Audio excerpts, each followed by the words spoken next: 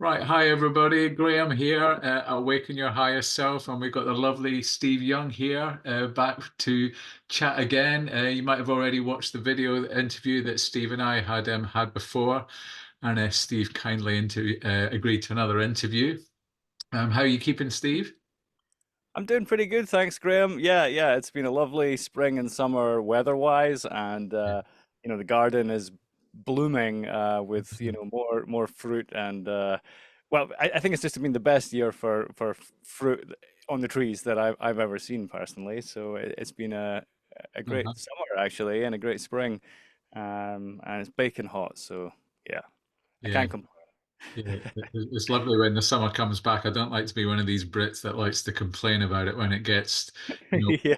we've had these summers ever since time began, haven't we? And it seems pretty strange British thing to complain about it when it comes back. When it was there every year pretty much. But Yeah, I'll save my complaining for the winter. so I think there was a couple of things I really wanted to kind of chat to you about, really, because following on from last time I'd spoken to you, I've kind of been really influenced and inspired by your book in the sort of the essence of marriage as high alchemy. So that's something I was quite interested in chatting to you about because your books inspired me to propose marriage to my long-term partner. So that was really exciting, and I found loads of the stuff in the alchemical wedding chapter like really deeply inspiring. So yeah. So I think that would be quite a cool starting point to kind of like start off on because it's to me like love is this beautiful mystical kind of sacred vibration, isn't it? Really, it's quite a powerful, interesting force, really. So I was wondering what your entry into that kind of topic would be in and around marriage and alchemy, because I think you've been together with your own partner for quite a long time as well, haven't you? Yeah. Yeah, well, I mean, congratulations, firstly, Yeah. for your upcoming marriage. I'm really happy to hear that, actually. That's the part on the book on alchemical marriage is the part that nobody ever wants to talk about. Yeah. And if you look through all my podcasts, you'll probably never see anyone asking me about that Wow. chapter.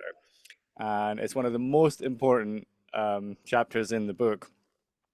And yeah, I was really touched when you sent me your email explaining about the inspiration you got from that chapter and your story. So yeah, congratulations. That's awesome. Um, yeah, well, I've been married for 22 years, and I was with my wife for 10 years before that as well. So we hooked up when we were about 15 years old. So uh, yeah, it's been a long journey, and we're both only children as well. So I Yeah. have no brothers or sisters. My wife has no brothers or sisters, right? So so we kind of came together, and it was just we're like that, and we're like best friends, and everything to each other. And so I've been through all the life together, really, all the ups and downs, and the different phases of life, the different arcs of life. Through school, through university, through working in the corporate world, through doing music and headflux full time and everything, up to now, and doing the book and all that. So we've been through it all together, and um, I couldn't have imagined doing any of it without my wife. Uh, but as my companion and support throughout that. And in a way, it's almost like impossible to imagine what life would have been like for me if we hadn't gotten together so young and I didn't have that stability. I mean, there is this Maslow's hierarchy of needs. Yeah. Have you heard of this? Yes, Yeah, yeah. So like having a partner and having a home together and all these kind of things, these are like fundamental needs that have to be met before you can start like accessing higher levels, as it were. And so yeah, I'm a big believer in marriage and the traditional family and so on. um, and it's because I've done it and I've enjoyed it and I advocate it. I've got three beautiful kids, and my wife is amazing, and we work together on everything. And so yeah, I just couldn't even imagine really what kind of person I would be if I wasn't part of a marriage. So when I heard about the alchemical marriage, First of all, I thought it was just some abstract thing, to do with chemistry or, uh, joining like materials together, like masculine materials and feminine materials, because it kind of comes across that way, like it's like about chemistry. But it's actually a much deeper thing that really goes to the, harmonious union of masculine and feminine in any aspect of life. And so the wedding itself is really symbolic of that. It's a commitment to it. You're taking your man and wife or man and woman, unifying harmoniously with vows, in the presence of witnesses, with the exchange of rings, which, I went into that as well, what the ring symbolizes with the sun and the moon and everything. Um, and it is actually a commitment to a transformational journey, which is itself alchemical. And I realized that, the marriage is not just a chemical thing. It really is, two people getting married is like the highest chemistry. In fact, we talk about chemistry as being one of the conditions for finding a mate, is that we have to have some Hmm. chemistry with them, right? There's got to be something that reacts when we're together. I know that's a bit of a mouthful. I'll just finish just saying my understanding of love as well. So love as being the force that brings elements together in harmony, as opposed to strife, which is the energy that like pulls elements apart into chaos, right? Separates things. So, yeah. Is there anything in there for you to work with? Yeah, no, so it's all very interesting, the whole kind of alchemy and chemistry in terms of relationships piece, isn't it? I think because you can have a physical attraction, you could have like soul attraction, you could have an attraction of a similar type of humor or a similar world perspective of there's so many different layers on which the alchemical process could happen. There could be one bit of chemistry that's really strong and another element that's perhaps a little bit more jarring, so to speak, in terms of the aspects of being together or personality types. And so I think it's, um, yeah, I think that aspect of when I was looking through the book, sometimes I always try and think of what's the book not telling me or what's the missing bits in between the lines. And to me, love does seem this really incredible force that um, I think science would completely struggle with based on the kind of models. But I think it seems to be like a really powerful human force that can get people through tricky times. If you have ups and downs in a relationship, that kind of core kind of love can guide you kind of through it, can't it? Or can help you through the ups and downs. So I think it's to me that kind of fascinates me really. I think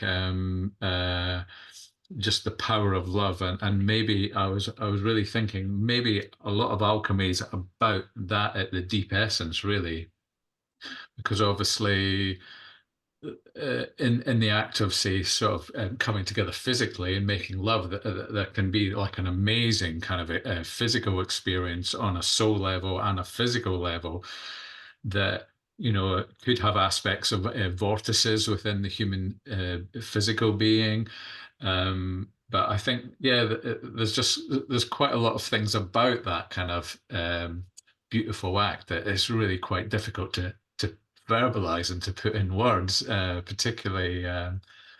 But it seems like a really alchemical, beautiful thing that happens, and it can happen really quick, and your time and space of consciousness can slow down as well, I think. So, yeah, I think it's one of these things in kind of trying to understand the alchemy offerings. It feels like a lot of the language is almost like coded language for about the inner alchemy within the self, but then also the co-creation alchemy between the two people becoming three, almost like a third entity. I wonder what your take on that kind of stuff would be. Yeah, well, love is, you're right, love is like a subtext throughout all this stuff. I mean, I like just in the work that I've done as a music artist and then writing the book and everything, I did it all from love. Hmm.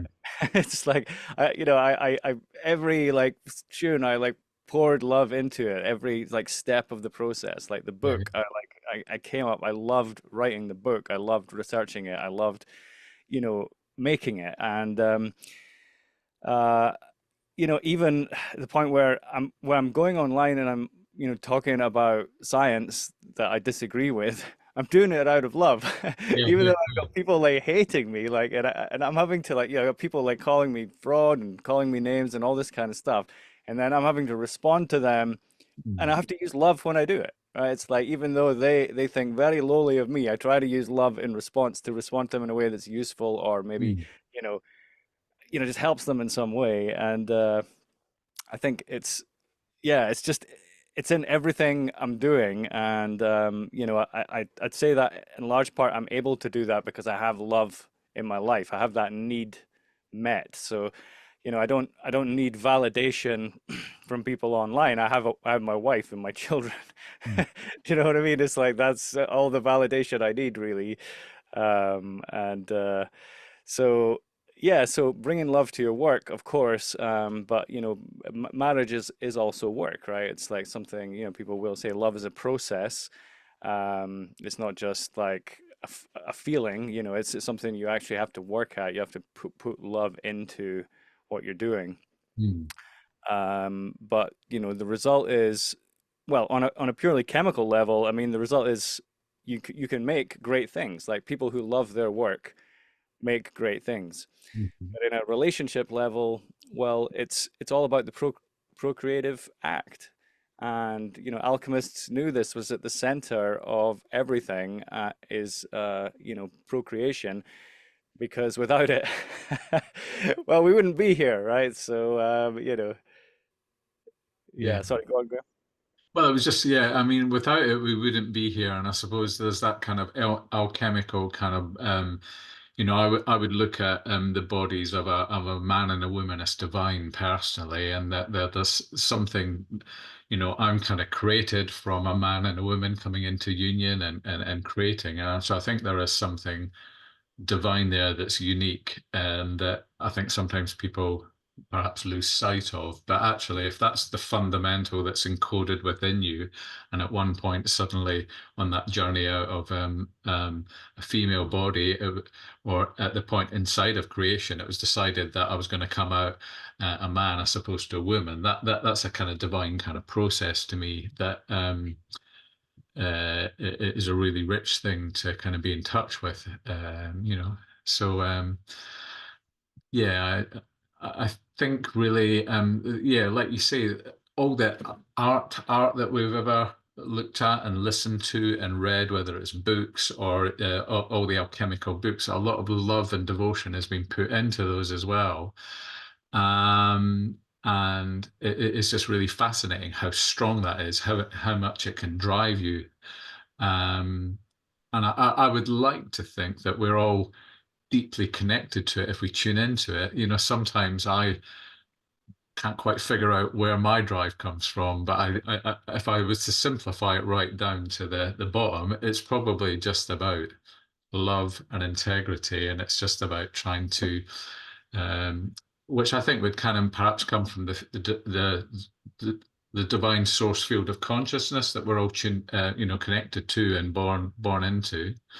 Um, so yeah, yeah, the whole marriage thing. I think like the symbology of it. I think you're very right when you I have been married before and then I got divorced, so I've been on my own journey back to kind of explore that. But I think yeah, the ways in which you described it in your book about having all these kind of like symbolic aspects. And it sounds like you and your partner really kind of explored that as a co-collaborator. Do you feel the stages that you've gone through as you kind of work through life and with your alchemical knowledge, has that benefited you both? Yeah, I mean, yeah, we both, I mean, my wife is, she works with herbs. She's got a wonderful garden with loads of different herbs, and she's always like tinkering and harvesting stuff and making stuff in the kitchen with it and everything. So she's, much more the hands-on, like traditional kind of alchemy. Mhm. Whereas, I'm working more with, words and ideas and music and that kind of thing. And when we look at our charts, for example, like our astrological charts, you can determine the elemental constitution. Uh, So we have quite a traditional masculine, feminine balance between us. So I have high fire and air elements, okay. which are the masculine elements, and she has high water and earth elements, which are the feminine elements. And so there's a there's a compatibility there.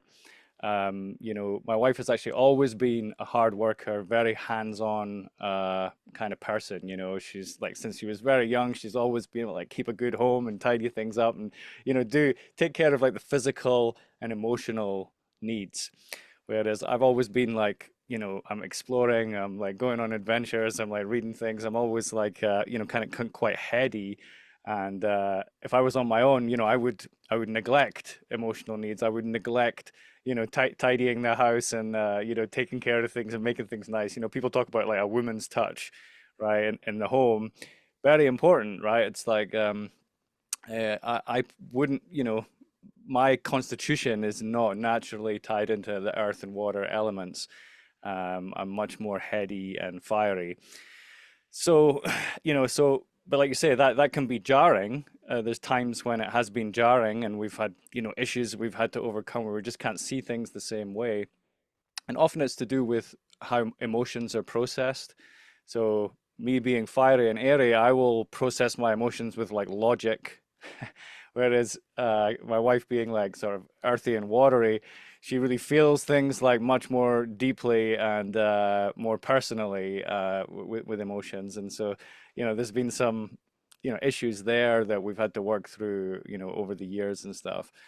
Um, but essentially there is this complementarity where we can both do what we need to do, but with compromise and in harmony with each other to make a nice home for the kids. Yeah. Um, yeah, And some of what you're describing, even when you encounter some perhaps slightly spiky bits or um, that feel less than harmonious, maybe that's the real alchemy in action of trying to figure out how the different elements to you combine, how they work with each other, how they um, can be respected and held, but then still having that kind of core unity of we're working through this and we're working with that magic to kind of keep on track and still keep connected to what both your cores are, not trying to compromise either of your core, but just yeah, learning to kind of collaborate, I suppose, and yeah, cooperate. yeah, yeah. That's it. And yeah, so it's yeah. I think the marriage ceremony and everything. Now, my wife and I, when we got married, we didn't actually get a church wedding or a religious wedding at all. We were atheists at that time, right? So we just had a state wedding and a party for all our friends, right? It was like, we didn't understand like the sort of sacredness of it all or anything at that time. It was like 25 years old, fresh out of a PhD. In fact, I think I hadn't quite finished the PhD at that time. It was before the end of that. But um, yeah, so a lot of this is it's ceremonial and ritualistic. It's not about it doesn't have to be the state that marries you. It doesn't have to be a priest that marries you. It's more about the ceremony, the vows, and the commitment, right? You could be obviously the king of your own kingdom. Um, but what what blew my mind when I started researching this for the book was that the marriage itself is symbolized by the conjunction of the sun and the moon in astrology, so which is known as the eclipse. Hmm. And when the sun and the moon, which are the exact same size and shape, come together, there's a moment where they're in perfect alignment with each other. And what appears in the sky is a golden ring, pretty much, right? A golden ring in the sky. And, so when we get married, there's usually a ring which is exchanged, and it goes on the ring finger, which is also called the annular finger, Mhm.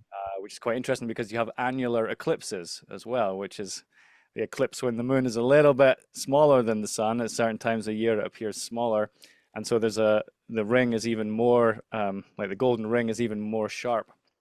rather than just the corona halo. It's like there's an actual ring with a halo. Mhm. Um, so yeah, so when you put the golden ring on the left side, because there's a correspondence with left is feminine and right is masculine, and then the annular finger on the left side with the golden ring.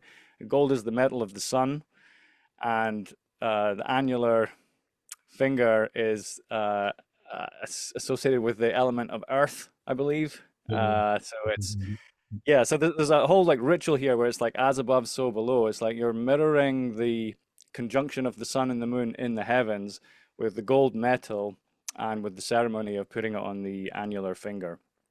Um, and so it's like an as above, so below type ritual. Um, but it's not something we actually need permission from a priest or from the government to actually do. It's I mean, we can do obviously to make it official or whatever, but it is actually just a ceremony that you do, in the presence of God, if you like. And it could well be that what I was dropping in for me as a thought there was the fact that you're kind of committing to, like, either both of you have come from the union of a male and female, and then committing to being together to kind of honor that process, either procreate and create your own children, or even just be together, is a kind of divine thing because you're kind of recognizing that the two elements of all the different aspects of yourself coming together is a kind of sacred kind of thing.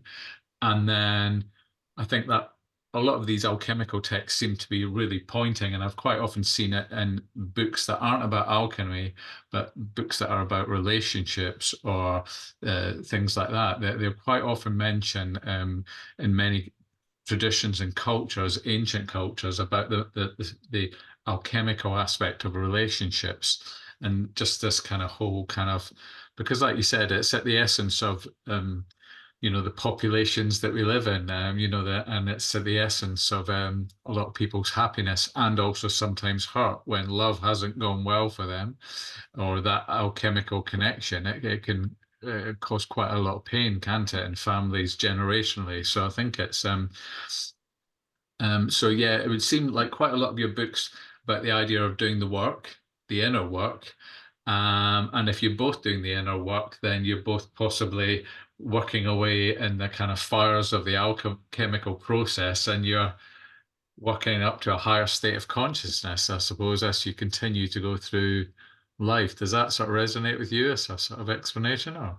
Yes, absolutely. I mean, my wife keeps me right. It's like it's there's the force of love kind of keeps us right. Like if we might be tempted to like stray, or if we go off on the wrong path or whatever, it's like the love and the commitment to the marriage is what like brings it back to the right path.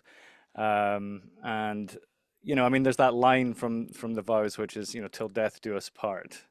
And I mean that's quite a it's quite a strong one. It's probably I think the most memorable line from the standard sort of marriage vows. Um, and just try to keep that in mind. But at the same time, it's like I understand exactly. Relationships do break up, and it's not always it doesn't always work like that. And we've hardly meet anybody who's been together since school. Honestly, I think there's like maybe like one or two other couples I've met who got together at school and are still together. Um, Obviously, adult life when you come into adult life in the real world, it presents you with a whole lot of options and alternatives like after school, as it were. So it's perhaps quite hard for people who meet young to actually get through that period of life, like their 20s or whatever. Um, but I feel like it's been really worth it, like for like now later in life, like having all this history together and having done all that work together. Um, you know, yeah. Anyway, I'm just kind of rambling now, but uh, I'm saying marriage has been good for me. I'm a big fan. Lovely to hear. It sounds like it's a shining bright example to your children as well to sort of be surrounded by that as an influence in your family. So that sounds lovely. Well, yeah, that's the important thing as well. So, I mean, yeah, with during like the COVID era and stuff, trying to think about what is important for the kids, and I just kept coming back to this. Is like what the most important thing is that they know what a loving family feels like, and that is their memory of being young, right? It's like um, because I was thinking of all the homeschooling and all the pressure of homeschooling and everything. It's like, what should I teach them? What shouldn't I teach them? Like all this kind of stuff. But I actually just think what's most important is just have a loving family when they're young, and then they'll be able to face whatever they need to face when they're older. And of course, I teach them stuff as well. We do schooling as well, but I just feel like the root of it is that sort of happy family childhood, and it's like strong trunk, it's like the strong trunk of the tree, right? And then they'll grow into whatever they grow into, but they'll have that strong root in a loving family. So, um, yeah. Yeah, well, I mean, it kind of connects back to that Maslow's hierarchy of needs kind of thing that you were talking about. But it's still that kind of, maybe for me, that mystical thing that humans, that's inbuilt within humans, that sometimes feels quite intangible, I think, because things like consciousness and love, sometimes they're things that people find tricky to put words into, but they know it's there for them every day, or some awareness of it, but it's almost like it's so imprinted in their day-to-day energetic life force, that they just kind of maybe take it for granted, or they don't examine it in much depth, perhaps. Yeah. Yeah, well, it's one of those things. This was love, like gravity, right? So I've heard people say that gravity is love, or love is Okay. gravity, and things like this, because it's an attractive force, as it were. Um, but I go around saying gravity doesn't exist, right? Well, someone could equally well say love doesn't exist, right? Because I can't like, it can't bring you a bucket of love, right? It's just not gonna, it's not a physical um, thing. I mean, we could call it a force. I mean, I'm saying maybe it's a process. It's like it's a form of work. Maybe love is a form of work, because it has to be worked at. It's like it has to create, it has to procreate. Um, it is. You're right. Is it kind of an intangible thing? Mm. And yeah, you could quite understand why someone might say, "Oh, love doesn't exist. It's just a fairy tale idea, or whatever." Um, but yeah, it's just like this energy we sort of have within us that we are able to pull through and express into our every action, um, in order to make things better, to heal things, to um, join things together in the appropriate way. I mean, you're thinking about the two individuals, the man and the woman, but of course, it's not just that, is it? It's like you look at all the people who went into making that man and woman, you realize it's actually a joining of two houses as Mm. well, Yeah. two bloodlines. Um, and yeah, and then for those to then mingle and then new children to come out of that. I mean, it's just a huge thing, and it's so significant. And the Bible says, "Be fruitful and multiply," right? It's one of the first things that God gave to man, and be fruitful and multiply. And I take that as meaning, be fruitful.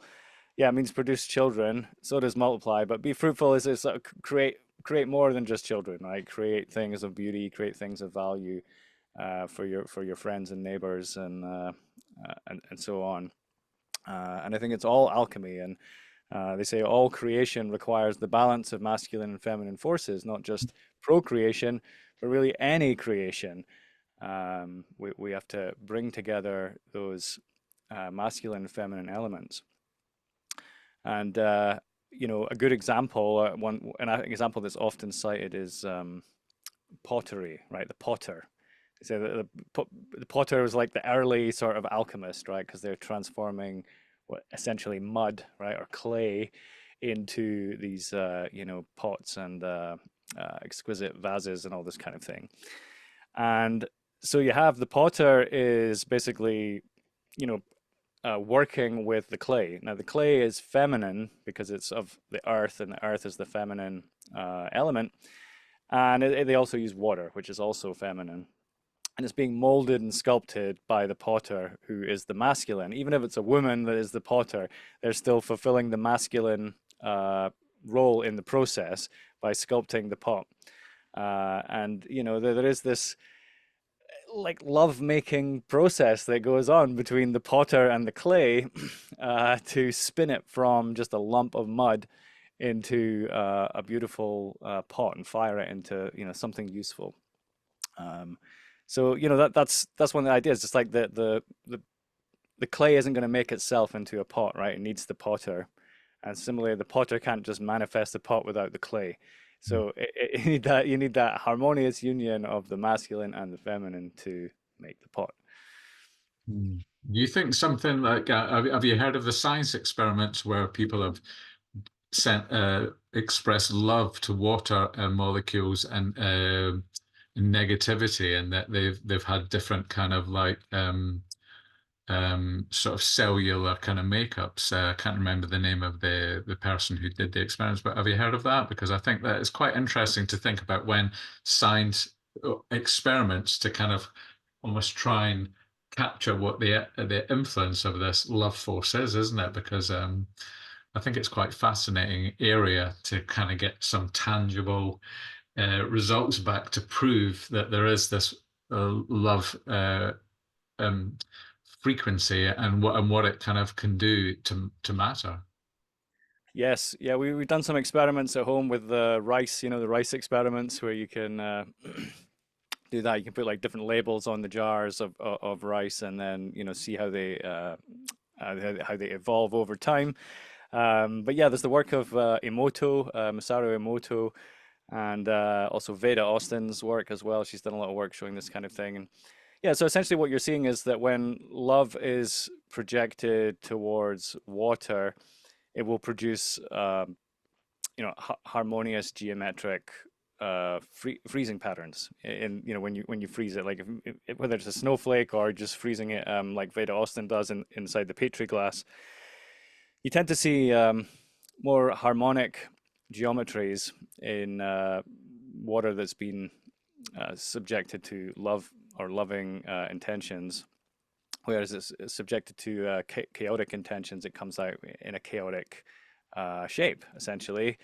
And again, this goes back to what I said at the start, which is that love is the force that brings elements together in harmony, and strife is that which separates them. And if you think about it, everything we say and do is going to have either some aspect of love or strife in it. Um, Sometimes we create strife because we're in strife, right? It's like we're expressing strife because we ourselves are in strife about something, and that's what we're expressing. But yeah, love is, yeah, it's like a, yeah, you're always being guided. Every choice is being guided by sort of like the principle of love and the feeling of love and the knowing behind it, But strife is just like take it all apart, dismantle it, pull everything apart and start again. Um, yeah. Well, I mean, sometimes strife is a necessary process to go through in order to kind of work through, and but it would love would probably get you through times of strife, wouldn't it? In terms of it's like a tuning into that background energy kind of force. I Yeah. think some of these things like chi energy and vortices that you talked about before, to me, they're the fascinating area that they may always stay mystical. We might never understand them, but I think, from a scientific point of view, but I think, or maybe as time goes on, things might develop and we might get some more stats about but I would have thought perhaps the structures that be might not want you to know about some of the more powerful aspects, whether it's ether I've seen you talking about, or love. Possibly the things that aren't focused on are possibly the most powerful things, aren't they? Yes, I think so. I mean, look, all the great books and poems and songs and everything are all about love and the human soul.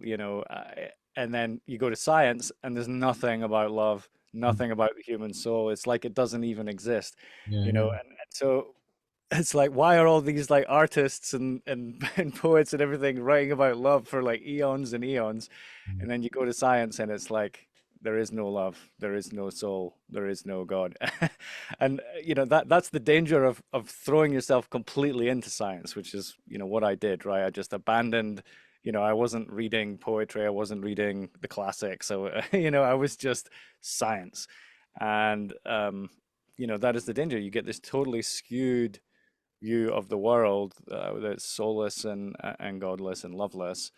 Um, and then you start reading, start looking at art, start reading poetry, start reading classic books, and you start to realize, oh, there's this love aspect, this romantic aspect to humanity that has just been completely, uh, just thrown out of science altogether.